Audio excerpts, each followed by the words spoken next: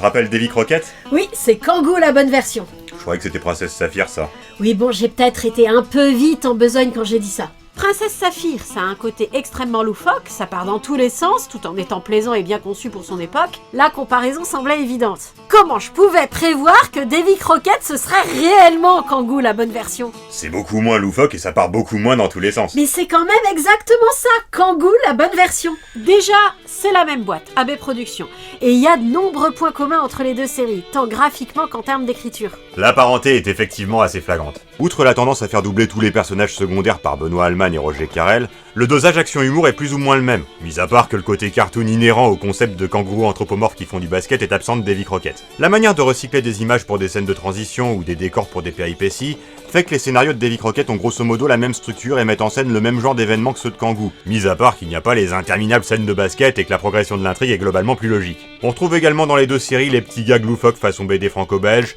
et la même tendance à mettre des gimmicks verbaux même si dans Davy Crockett ça concerne les méchants, là où dans Kangoo ça concernera surtout les gentils. Ce n'est pas tout.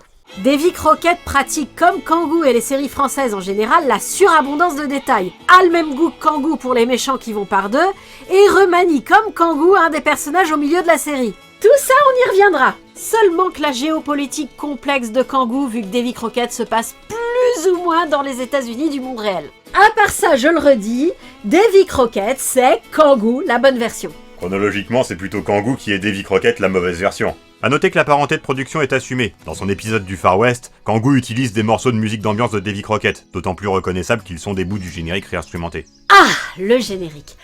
Parlons-en du générique.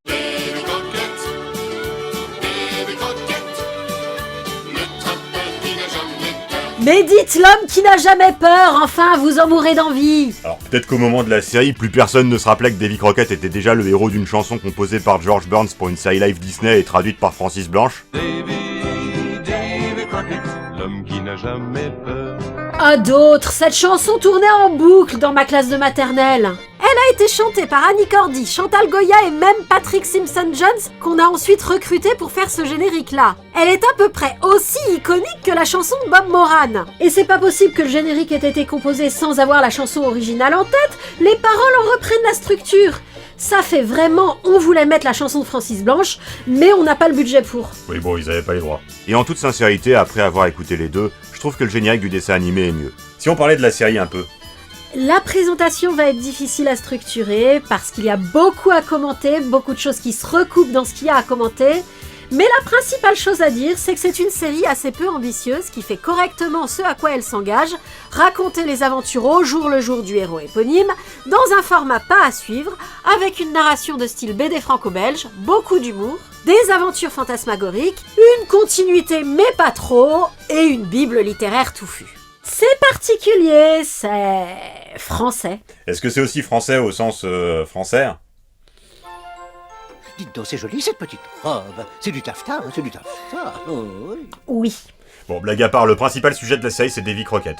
À l'instar de Mathusalem, tout le monde connaît son nom, mais pas forcément qui c'est, donc ce serait peut-être bien de le présenter un peu. À ton service. Davy Crockett est un homme politique américain du début du 19e siècle, connu pour avoir siégé au Capitole dans ses vêtements de trappeur, défendu les coureurs des bois du Tennessee face aux spéculateurs qui les opprimaient, et milité pour les droits des Amérindiens. Ajoutons à ça un passé militaire aux côtés de tribus indiennes amies, et une mort héroïque à la célèbre bataille du Fort Alamo, et il y avait tout ce qu'il fallait pour alimenter la légende. La fiction s'est donc dépêchée de s'emparer du personnage, et le nom de Davy Crockett est passé à la postérité comme l'archétype du trappeur tout-puissant qui tue des ours d'un seul coup de fusil. Si courageux que quand il était petit, il tua un ours du premier coup de fusil. Le Davy de notre série ne tue pas d'ours, que ce soit d'un coup de fusil ou de plusieurs, parce qu'il a en horreur la maltraitance animale et estime que la chasse doit se faire dans le respect de l'équilibre naturel. Des tueurs de cerfs? Oui, Jumpy. Il ne tue pas pour se nourrir, mais pour vendre les bois à l'est de l'Amérique. Par contre, si on ne le voit pas aller siéger au Congrès, on le voit tout de même faire des actions de médiation entre les Indiens Creeks et les riches propriétaires du coin. Donc son activité politique n'a pas complètement été effacée. Par contre, il y a un truc qui m'interpelle dans ce que tu dis. Début du 19e siècle, Tennessee. Oui, bon, c'est vrai. Le lieu et l'époque de la série sont des éléments difficiles à déterminer. Ce qui est sûr, c'est que le vrai Davy Crockett ne vivait pas à l'époque mise en scène dans le dessin animé. Et vraisemblablement pas à l'endroit où se passe la série non plus. Mais même en acceptant que c'est un Davy Crockett de fiction qui n'a rien à voir avec son homophone historique, on reste confus. Les repères temporels et géographiques sont un peu contradictoires. Un peu, excusez du peu. Cette série se passe à la fois sous la présidence de George Washington, qui a exercé de 1789 à 1797, apparemment après l'abolition de l'esclavage, qui a eu lieu en 1865, pendant le développement du chemin de fer états-unien qui a commencé en 1830, pendant la guerre d'indépendance du Mexique de 1810 ou la révolution texane de 1835, c'est pas clair, après l'installation du télégraphe sur le continent américain, qui a eu lieu en 1844, et pendant l'activité du Pony Express qui a existé entre 1860 et 1861. Rendez-moi les ailes du dragon! Il condensait les événements historiques en très peu de temps, et au moins c'était 20 ans d'histoire, pas 60. Écoute, je veux pas encore avoir l'air de te contredire, On mais est là pour ça. Le problème du temps, c'est un non-problème. ça se passe à l'époque fantasmée du western. L'époque à laquelle se passe Lucky Luke n'est pas beaucoup plus claire, il me semble. Donc on va pas être trop regardant. Par contre, j'aimerais comprendre pourquoi le générique dit explicitement que ça se passe dans le Tennessee, alors que ça ne s'y passe clairement pas. On met un moment avant d'arriver à le déterminer, mais en toute vraisemblance, l'histoire se passe à peu près là, pile à la frontière entre la Louisiane et le Mississippi. Les méchants récurrents n'arrêtent pas de passer et repasser cette frontière pour échapper à la justice. Ce qui est idiot parce que la série a pris soin de bien mettre un shérif de chaque côté de la dite frontière. Le générique dit que Davy Crockett vivait dans le Tennessee. Ce qui est vrai au sens où c'est de là qu'il vient au début de la série, donc il y vivait avant le premier épisode. Mais n'anticipons pas. La série raconte de manière pas à suivre le quotidien de Davy Crockett, le trappeur qui n'a jamais peur, qui crèche avec son cheval, son écureuil, son puma, son fils adoptif et son ami indien dans une maison en rondin, en haut d'une falaise près d'une cascade, non loin de la petite ville de Talladega. Mais du coup, si vous avez suivi, Talladega dans le Mississippi, et pas Talladega en Alabama comme IRL, dont les habitants sont tellement pas dégourdis qu'ils sont incapables de faire le moindre truc sans avoir besoin de l'appeler à la rescousse. Que ce soit construire une école, récolter des fonds pour les orphelins, représenter la ville dans un rodéo, chasser des fauteurs de troubles, capturer l'animal sauvage qui menace la région ou enquêter sur des vols de chevaux. C'est le Garistou à louer local, sauf qu'en fait de louer ses services, il les rend gratuitement. Il rend ses services gratuitement, ok, mais ça ne va pas plus loin. Contrairement à ce que le générique annonce, Davy Crockett n'est pas un justicier qui veille proactivement à la sécurité des faibles et la résolution des injustices. Souvent, notamment au début de la série, les bandits du coin sont arrêtés par le shérif de Louisiane, sur lequel on reviendra. Lui, Davy, prend peu d'initiative, car il ne se sent pas au-dessus des lois. Même quand on fait quelque chose qu'il désapprouve, comme fiancer une fille contre son gré, il ne se sent pas autorisé à s'y opposer, puisque le père a légalement le droit de le faire. On n'allait pas être anachronique à ce point, mais on insiste quand même un peu sur le fait que c'est un gros goujat d'être aussi résigné dans la mesure où, en principe, la fille en question est sa love interest. Mais bref, il est gentil, généreux, donne un coup de main sans discuter quand on le lui demande, mais si on lui demande pas, il va plutôt rester dans son coin à se mêler de ses propres affaires. Il faut même un chouïa le harceler pour qu'il accepte d'adopter un orphelin. Ce n'est pas un mauvais parti pris. C'est même assez original par rapport à ce qu'on pourrait attendre de ce type de héros, surtout pour un personnage appelé Davy Crockett.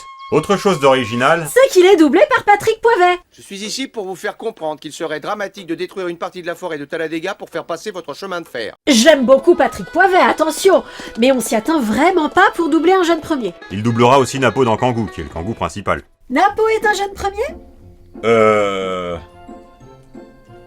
Joker. Non, autre chose d'original pour un héros proche de la nature qui vit dans les bois avec une ribambelle d'animaux de compagnie, c'est qu'il n'est ni anti-science ni anti-progrès. Il veut bien que le train passe, mais à condition de ne pas trop détruire la nature. Il se propose même de négocier avec les Indiens pour qu'ils acceptent de céder une partie de leur territoire au chemin de fer pour éviter le déboisement, et obtient gain de cause. Ça a un côté un peu cynique quand on y pense.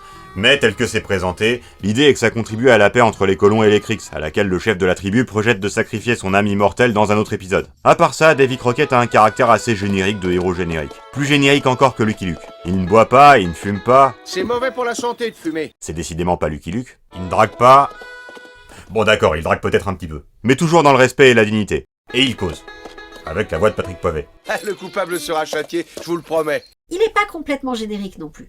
Ou plus exactement, il est suffisamment à mi-chemin entre tous les clichés de héros pour être original. C'est à la fois l'homme fort tout en muscles et l'homme intelligent qui sait utiliser la ruse et le déguisement pour mener des enquêtes, même s'il n'a pas beaucoup d'imagination en termes de déguisement et de pseudo. Il utilise toujours les mêmes. En gros, il est calqué sur le modèle de Batman, c'est ça que tu me dis.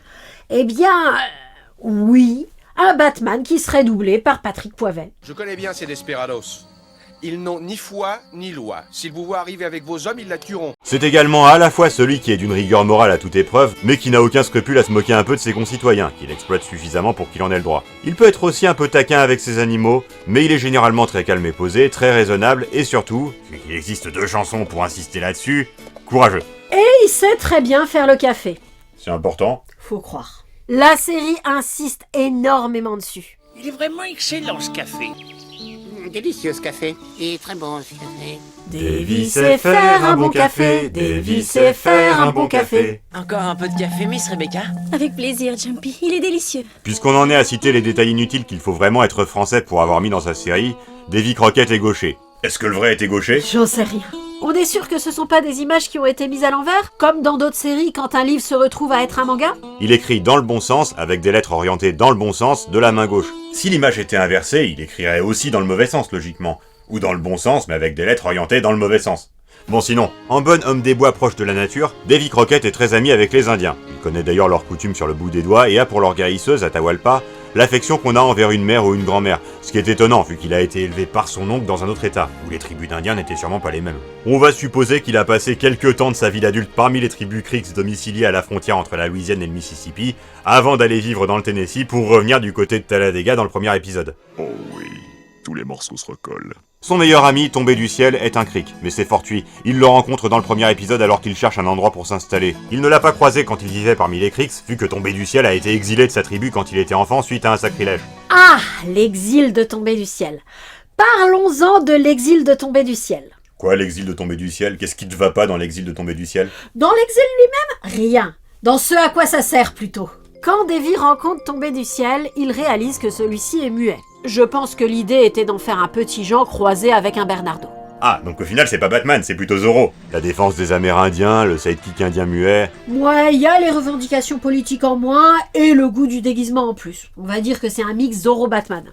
Doublé par Patrick Poivet. Et avec un sidekick indien muet. Le souci, c'est qu'avec la ribambelle d'animaux intelligents qui l'accompagnent, Davy ne manque pas de supporting cast muets, parmi lesquels Tombé du ciel se démarque peu. C'est déjà un peu embarrassant de se dire qu'il y a somme toute assez peu de différence dans cette série entre un personnage indien et un personnage d'animal, mais en plus, comme Tombé du ciel ne parle pas, la seule chose qu'on sait de cet indien, c'est que c'est un indien. Et c'est dur d'éviter les clichés.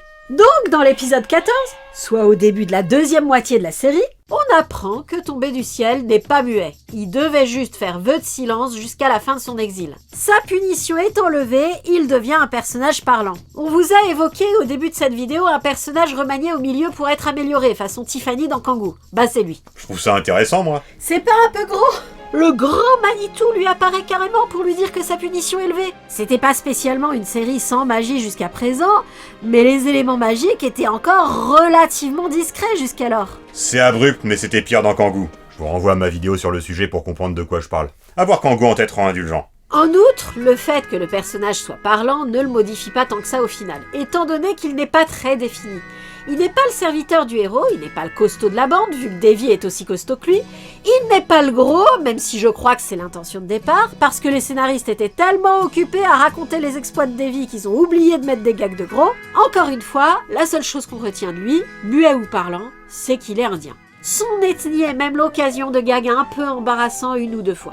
Pas tant que ça. On le retient surtout à cause du style graphique. Les personnages d'Indiens et de Mexicains dans cette série sont représentés comme ils le sont dans Lucky Luke. Le fait de grossir leurs traits attire l'attention sur ce genre de gag, mais en y réfléchissant, il n'y en a qu'une ou deux fois dans toute la série. Tombé du ciel n'est pas vraiment un cliché. À l'instar de Davy, il est suffisamment à mi-chemin entre tous les clichés de sidekick pour être original. Il est à la fois le gros, le fort, le sage et le sensible. Il est un peu moins proactif que Davy et sera plutôt celui qui suit que celui qui mène, mais au fond il n'est pas très différent de lui. Quant au fait qu'il soit indien, c'est pas tant mis en avant que ça, puisque ce n'est pas par son biais que Davy est en contact avec les Indiens Creeks. Les Creeks eux-mêmes sont suffisamment à mi-chemin entre tous les clichés pour être originaux. Eux non plus, ils ne sont ni anti-science ni anti-progrès. Ils sont même très indulgents avec les blancs qui s'égarent sur leur territoire. Mais ils ne sont pas des poires pour autant. Il faut pas les chercher si on veut pas d'ennui. Et leur chef est doublé par Benoît Alman, tu peux pas tester. Tout le monde est doublé par Benoît Alman dans cette série. Ceux qui sont pas doublés par Benoît Alman sont doublés par Roger Carrel. Le grand Manitou aussi est doublé par Benoît Alman. Du coup, Benoît Alman est parfois amené à se parler à lui-même. Je n'ai pas fini d'accomplir mon travail. De quel travail parles-tu? La paix. La paix avec les hommes blancs. Il ne faut pas déterrer la hache de guerre une nouvelle fois. À part dans le cadre des gags embarrassants que j'évoquais tout à l'heure, qui nous apprennent que les ancêtres de Tombé du ciel avaient des noms humoristiques du style Tombé du lit ou Tombé du nid, les Indiens Creeks sont campés comme des personnages sérieux. La dimension mystique de la série, et la magie puisqu'il y en a, sera la plupart du temps apportée par eux.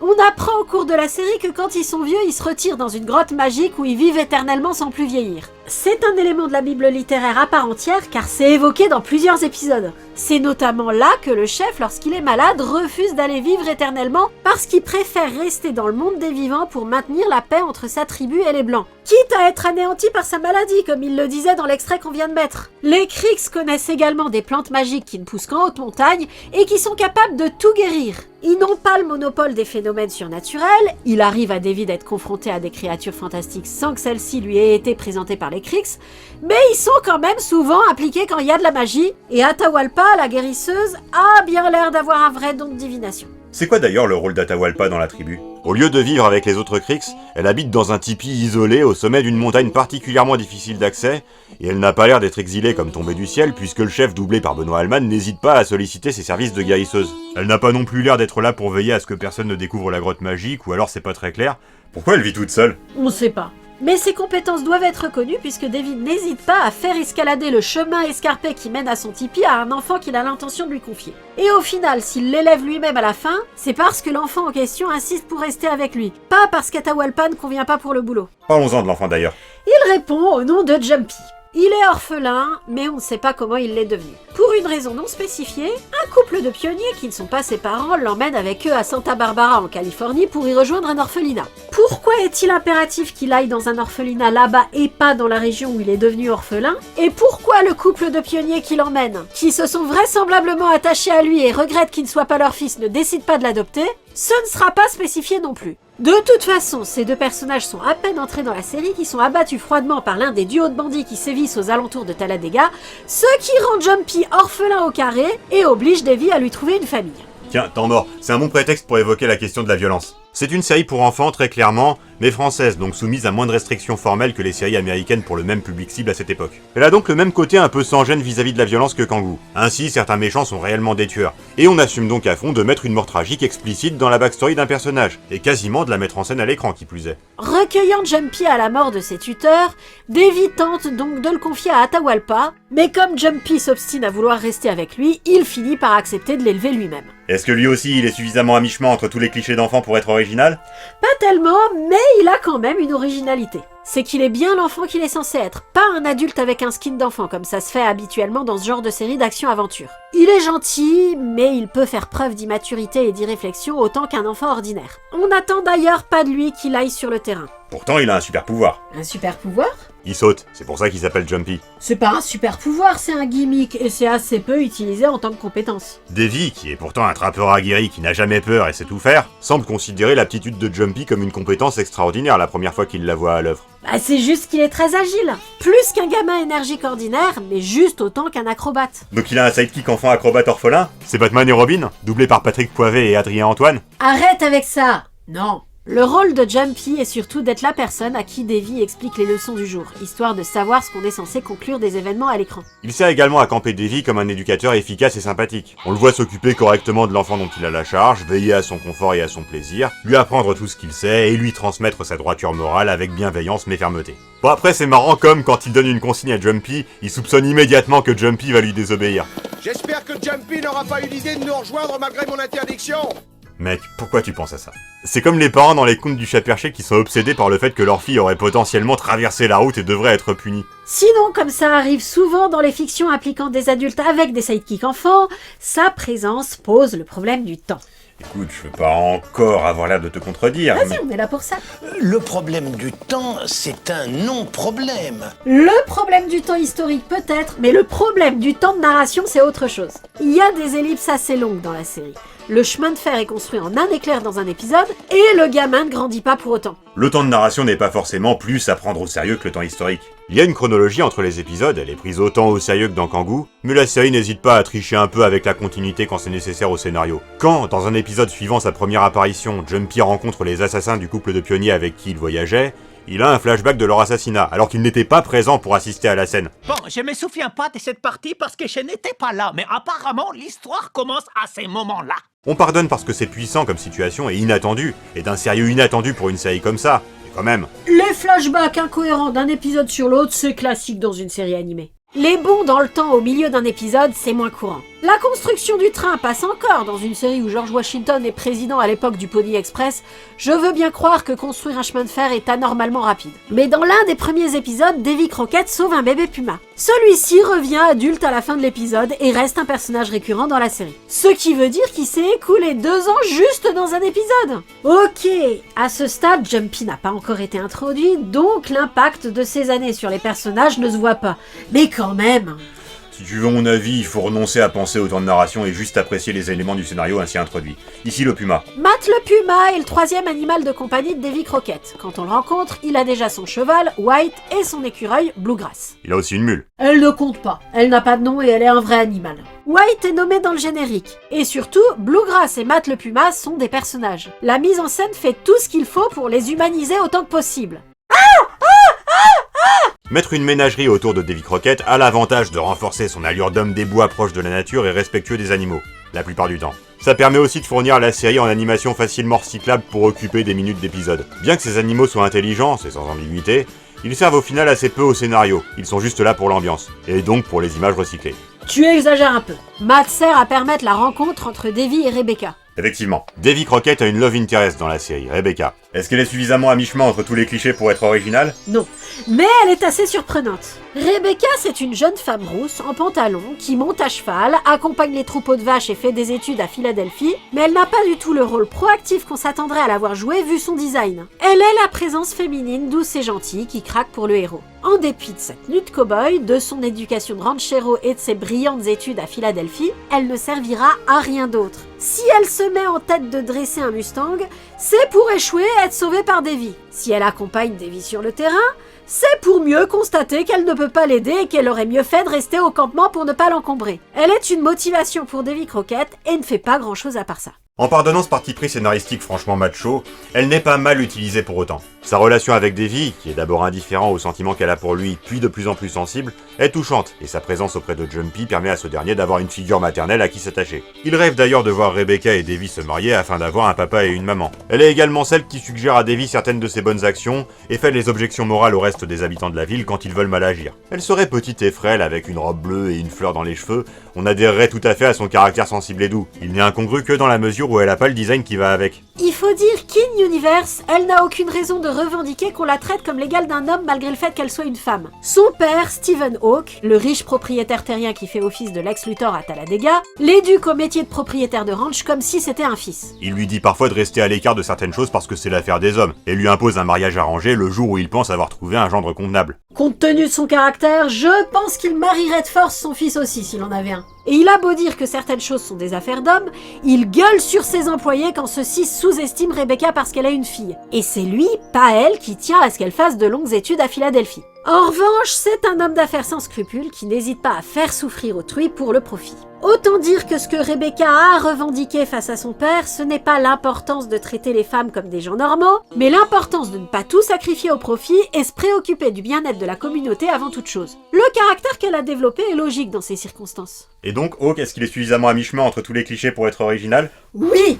Hawke n'est pas le Lex Luthor auquel on s'attend. Déjà un type doublé par Benoît Alman, ça peut pas être complètement antipathique. Tout le monde est doublé par Benoît Alman dans cette série. Ceux qui sont pas doublés par Benoît Alman sont doublés par Roger Carrel. Le médecin aussi est doublé par Benoît Alman. Du coup, Benoît Alman est parfois amené à se parler à lui-même. Ça finira par un mariage, vous verrez. Un mariage? Mais bon, Hawke, à part faire appel à des bandits dans un épisode pour leur faire construire un barrage qu'en principe pourtant il avait légalement le droit de construire, et accessoirement les autoriser à s'en prendre à Davy Crockett durant la fête d'anniversaire de sa fille, il fait à peu près jamais rien de répréhensible. C'est vrai qu'il est prêt à marier sa fille sans se soucier de ce qu'elle en pense, mais il y renoncera si le gendre se révèle être quelqu'un de malhonnête. D'ailleurs, il aime réellement sa fille, même s'il est très sévère avec elle. Il y a lieu de croire qu'il pensait réellement que ce mariage serait aussi profitable à sa fille qu'à lui. Encore une fois, il lui a appris à monter à cheval, à faire du dressage, à utiliser un lasso, à mener un troupeau, et il tient à ce qu'elle fasse de longues études, ce qui est atypique pour l'époque, si tant est qu'on sache quelle est l'époque. Et je le rappelle, il remet à leur place les importuns qui doutent des capacités de Rebecca. Bref, Son principal défaut à Hawk, la plupart du temps, ça va surtout être de ne pas aimer Davy Crockett et de refuser les solutions idéalistes qu'il propose pour résoudre les problèmes de Talladega au profit de solutions plus bourrines et pragmatiques. Oui, parce que quand on dit que Hawk est le Lex Luthor, c'est au sens où il est l'homme le plus riche de la ville, donc c'est plus ou moins lui qui commande. On nous le présente dans le premier épisode par le biais d'un portrait menaçant qui laisse penser que ce sera le grand méchant. C'est pour ça qu'on est surpris de découvrir au fil de l'eau qu'il a beau être méchant psychologiquement, c'est pas vraiment un méchant et encore moins le méchant. Par contre, il contrôle toute la ville, et même s'il l'exerce rarement de manière malhonnête, il l'exerce bel et bien ce contrôle quand ça lui chante. Il y a bien un shérif, mais il est plutôt passif et prêt à faire tout ce qu'on lui dit pour pas avoir d'ennui. Il est un peu lâche. Non, pas lâche, paresseux. Il ne veut pas d'ennui parce qu'il a la flemme de les gérer. Quand il a une tâche à accomplir, il trouve généralement un prétexte pour que Davy s'en charge pour lui, histoire de pas avoir trop d'efforts à faire. Mais il n'est pas lâche pour autant. Le jour où Davy n'est pas là pour faire son travail à sa place et qu'il n'a pas le choix, il trouve sans problème le courage de le faire. Et on constate à cette occasion que c'est plutôt une bonne chose qu'il délègue à Davy en temps normal, car il n'est pas très compétent. Pas comme son homologue de Louisiane. Oui, série française oblige, il n'y a pas un personnage de shérif dans cette série, mais deux. Le shérif Carson est le shérif de Talladega, la ville côté Mississippi de la frontière Mississippi-Louisiane près de laquelle habite Davy Crockett, et il est paresseux et incompétent mais très gentil à part ça, même s'il a ce gimmick bizarre de détester les questions. Le shérif Brady est le shérif de Bâton Rouge, côté Louisiane de la frontière Mississippi-Louisiane. Bâton Rouge est en Louisiane, Indianapolis en Indiana et Columbus est la capitale de l'Ohio. On vous a dit que les différents hors-la-loi qui sévissent dans la série ont tendance à passer et repasser la frontière près de Talladega pour échapper à la justice. C'est un peu vain parce qu'il y a un shérif de chaque côté, et croyez-moi ils sont plus tranquilles côté Mississippi, car au contraire de Carson, Brady est surnaturellement doué. C'est le gag. Il est très petit, complexé par sa petite taille, et il compense par une obstination et une endurance à toute épreuve. Dès que les bandits entrent dans sa juridiction, ça lui prendra le temps que ça lui prendra, mais il les aura. Et généralement il les a. Plusieurs fois dans la même journée s'il le faut. En revanche, il a un caractère moins sympathique que Carson. C'est surtout qu'il a pleinement conscience de sa valeur, alors il est très arrogant. Il rêve d'une brillante carrière politique qui le conduise jusqu'à la présidence. George Washington n'a qu'à bien se tenir. Qui peut lutter contre quelqu'un qui est doublé par Roger Carrel? Tout le monde est doublé par Roger Carrel dans cette série. Ceux qui ne sont pas doublés par Roger Carrel sont doublés par Benoît Alman. Bon, il y a plus de personnages doublés par Benoît Alman. Mais Roger Carrel se parle souvent à lui-même. Je serai décoré pour ça, je deviendrai marshal. Là, je pourrais facilement devenir ministre de la Justice. Et si tout va bien, je pourrais peut-être devenir président des États-Unis. Bref, la vie est dure pour les desperados de Talladega. S'ils restent côté Mississippi, ils sont dans la juridiction de Carson, donc de Davy Crockett, mais s'ils passent la frontière, ils tombent sur Brady. Quand on parle des desperados de Talladega, en général on parle d'eux, les Misfits. Pas celle-là, je parle des frères Misfits. C'est Joe et Avril Dalton sans Jack et William. Il y a un teigneux et un bête, mais le teigneux étant moins teigneux que Joe et la série étant quand même globalement moins humoristique que Lucky Luke, ils passent moins de temps à se disputer. Ils sont raisonnablement dangereux pour les héros. C'est eux qui ont tué les pionniers dans l'épisode d'introduction de Jumpy. Sans représenter un danger excessif, ils sont une menace suffisamment sérieuse pour introduire de la tension dans les épisodes. Ce qu'il y a surtout de remarquable les concernant, c'est qu'ils ne sont pas le seul couple de méchants récurrents, contrairement à ce qu'on pourrait croire quand on voit la série mettre un point d'honneur à reprendre les codes de la BD franco-belge. On pourrait penser qu'elle a voulu sacrifier la parcimonie scénaristique au profit d'un meilleur réalisme, mais il n'y a pas de réalisme qui tienne quand on voit que tous les méchants vont par deux. Oui, la série a un truc avec les couples de méchants. En plus des frères Misfits, nous avons un autre duo de bandits, Callaghan et Flanagan, complètement interchangeables. Eux, c'est peut-être les Jack et William Dalton des frères Misfits. D'ailleurs, ils les connaissent et s'associent avec eux à l'occasion. Il y a aussi deux hommes de main de Hawk, Stacy et Will, qui font les 400 coups ensemble, sur l'ordre de leur patron quand le méfait reste dans les limites légales et en cachette de lui quand il s'agit de vrais délits. Le dernier méchant récurrent, le fameux escroc qui a failli épouser Rebecca, lui, il est seul. Mais pour compenser, à un moment, il y a des méchants du jour qui, eux, sont 3. Il faut dire que c'est bien pratique que les méchants soient par petits groupes, ça leur permet d'avoir des dialogues pour expliquer leur plan. Vu que Davy Crockett va systématiquement le faire échouer, c'est bien qu'on sache au moins quelle aurait été l'intention. Oui, mais du coup, quand le plan des méchants est de base très bête, on s'en rend compte tout de suite, vu qu'on entend le raisonnement derrière. Franchement, les gars, si Davy Crockett, vous prenant pour des gens honnêtes, accepte de vous escorter dans le territoire des Indiens Creeks, qu'il ne vous soupçonne absolument pas d'avoir volé le troupeau que vous conduisez, essayez de le tuer pendant la nuit est peut-être le meilleur moyen de lui mettre la puce à l'oreille, non? De toute façon, il n'y a pas que les bandits, beaucoup de choses vont par deux dans cette série. Toujours par deux, ils vont. 2 shérifs, 2 animaux de compagnie intelligents pour Davy, plus 2 sidekicks humains, 2 figurants pour servir de cœur antique. Je sais pas si l'idée était que ces 2 figurants soient un cœur antique. Ils ne font pas les commentaires que se ferait le spectateur à leur place. Non, mais ils sont là pour incarner ce que la bonne société américaine de l'époque, si tant est qu'on sache quelle est l'époque, pense de Davy Crockett. Ce vieux couple de bâtons rouges doit compter parmi les ancêtres de Brendan et Margot de Gargoyles. Ils sont toujours présents sur place quand il y a un problème. La comparaison s'arrête là. Ils ont beau être sur place, ils sont rarement en danger, et ont tout loisir de faire des remarques acerbes sur l'allure de plouc de Davy Crockett. En outre, ce n'est pas un vieux couple. L'homme appelle sa compagne mademoiselle, et ce jusqu'à la fin de la série. C'est un flirt entre personnes âgées. On ne les voit jamais se marier. C'est triste. La série pouvait pas parler de tout non plus. On a déjà fort à faire avec ce qui se passe à Talladega. Pas que ce qui se passe à Talladega soit époustouflant ou déjanté. Les scénarios des épisodes, qui je le rappelle sont autonomes vu que ce n'est pas une série à suivre, sont simples. Parfois même plus simples qu'on s'y attendrait. Le jour où une riche propriétaire décède et décide de léguer sa fortune à celui qui réussira une épreuve physique très compliquée, on pourrait s'attendre à ce que plusieurs concurrents tentent leur chance et essayent de saboter les chances des autres. C'est ce qui se passe généralement dans ce genre d'épisode. Là, non. L'épreuve est tellement difficile que tout le monde se décourage d'avance, et seul Davy Crockett, qui veut récupérer l'argent pour financer un orphelinat, a le courage de la tenter. Le sujet de l'épisode est la difficulté de l'épreuve elle-même et la dimension mystique de la réussite de Davy. Est-ce que c'est suffisamment à mi-chemin entre tous les clichés pour être original ? En tout cas, ça a su partir de quelque chose de très classique et faire quelque chose d'original en ne se centrant pas du tout sur ce qui est le centre de l'attention d'habitude. Les épisodes ne sont pas inventifs, mais ils ne sont pas mauvais pour autant. Ils sont toujours développés autant qu'il faut, pas plus, pas moins, et paradoxalement, c'est souvent de leur simplicité que jaillira l'élément atypique qui les rendront différents des épisodes de même type présents dans d'autres séries. Là encore, c'est Kangoo la bonne version. Kangoo a la même approche, mais avec un côté sénile qui fait que les intrigues basculent rapidement dans l'absurde et le grotesque, là où Davy Crockett propose des aventures qui tiennent la route, même si leur simplicité les rend modestes. Il y a tout de même un épisode ambitieux, l'épisode de Fort Bravo. C'est un double épisode. Oui, parce que ce qui est marquant dans la vie de Davy Crockett, à part de venir siéger au Capitole en tenue de trappeur, c'est d'être mort à Fort Alamo. Mais comme la plupart du temps on ne fait pas mourir le héros de son dessin animé dans la série, j'ai dit la plupart du temps, on ne pouvait pas faire un épisode sur Fort Alamo, en tout cas pas en l'appelant Fort Alamo, parce que sinon ça aurait impliqué que les héros perdent à la fin. Pourquoi ? C'est pas comme si cette série était très respectueuse de la réalité historique non plus. En tout cas, ils ont bien voulu faire un épisode sur le siège d'un fort pendant la Révolution texane, mais avec le général de l'armée ennemie capturé à la fin, la dite armée mise en déroute, et ils ont estimé que ce serait vraiment trop abusé d'appeler ce fort Alamo, donc ce sera Bravo. Est-ce que cet épisode est suffisamment à mi-chemin entre tous les clichés pour être original ?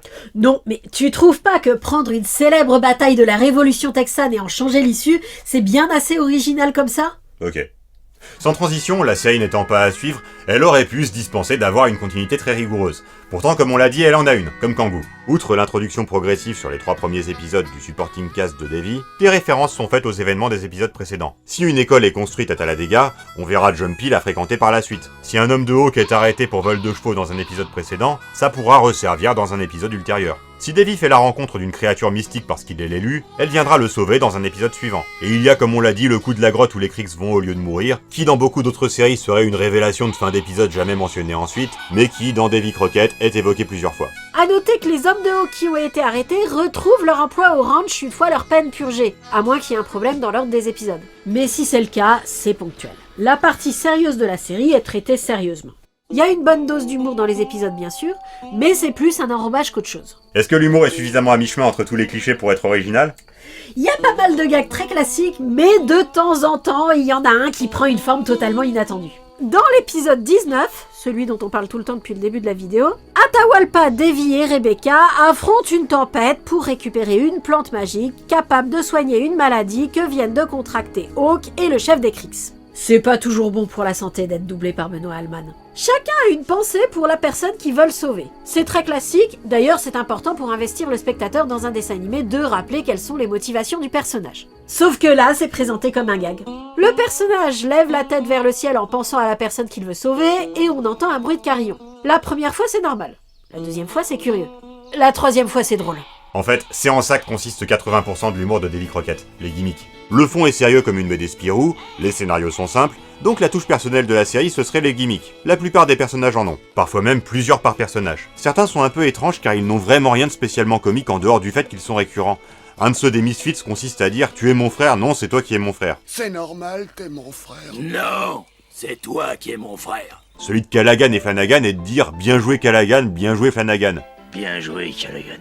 Bien joué, Flanagan. Celui du shérif Carson dans un épisode est de ne pas supporter les questions. Celui de Stacy Olson est de dire tout le temps « Oh ouais ». Oh oui. Et, comme je dis toujours, il suffit pas de le dire, il faut le faire. Et comme je dis toujours, il suffit pas de le dire, il faut le faire. Oh oui. Et puis il y a des gimmicks un peu plus globaux, comme Brady qui parle de sa future carrière politique, ou le médecin qui est complètement obsédé par le temps. C'est un non-problème. Une bonne chose que cette série apprécie les gimmicks, car comme toutes les séries qui essayent de faire beaucoup avec peu de moyens, elle use et abuse des images recyclées. Croyez-moi, elle pourrait donner des leçons à Code Lyoko de ce point de vue-là. L'utilisation des images recyclées est souvent très inventive, même si on sent fréquemment que leur présence est là pour occuper des minutes d'épisode. Quand tu parles d'utilisation inventive, tu fais référence au dernier épisode, où un produit polluant change la couleur des éléments du décor, ce qui permet de recycler des images mais avec d'autres couleurs. C'était peut-être original à l'époque. Depuis, Kangoo a réutilisé la technique. Mais dans une version, comment tu disais déjà, sénile. Davy Crockett, c'est Kangoo, la bonne version. Ou plutôt, Kangoo, c'est Davy Crockett, la version sénile, qui a en sa faveur l'extravagance d'un discours sénile, mais en sa défaveur, sa sénilité. A priori, Davy Crockett, c'est une série qui ne casse pas trois pattes à un canard. Elle n'a pas vraiment d'autres prétentions que d'être une série distrayante et agréable à voir, mais d'une part, c'est tout de même une excellente prétention. D'autre part, la façon dont elle utilise les idées classiques du genre sans s'imposer de se conformer aux normes qui vont avec, fait que, presque par hasard, elle a pour elle tout un tas d'éléments originaux qui justifient qu'on regarde cette série plutôt qu'une autre. Son dynamisme, ses bons sentiments, son astuce et ses personnages sympathiques font que Davy Crockett mérite qu'on s'en souvienne. Très très loin d'ici, là-bas dans le Tennessee, vivait un vapeur qui n'avait jamais peur. Contre les méchants, il se battait souvent pour faire triompher justice et liberté. Et